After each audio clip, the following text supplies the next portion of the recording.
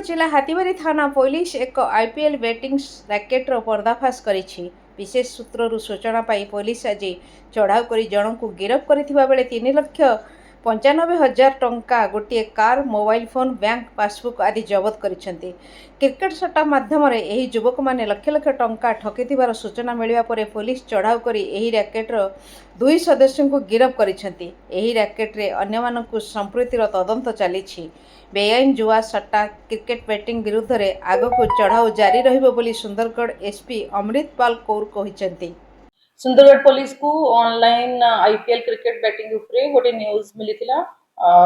Inspector in charge of Hathibari police station ए खबर verify करला को नुआगांव पी अंतर्गत गोटे घर जो स्पॉट हेछि क्राइम रो सेथरे गले वेरीफाई करला परे जना पड़िला कि ए गोटे घर जो से खोजिले सेटा यूज होउथिला ऑर्गेनाइज्ड गैम्बलिंग करिबा पई और सेथरू किछि किछि आइटम सीज हेछि और जने एक्यूज धरा पड़िला और मास्टरमाइंड जो जने थिला से फरार हे जाइथिला तापरे से भी धरा पड़ी जाइछि।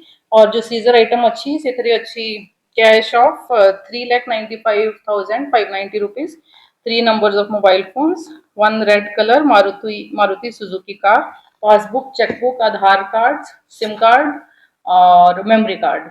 और फर्दर तर अंतरे हमें जो अदर इनवॉल्व पर्सन्स अछंती ताको भी धरी देबो।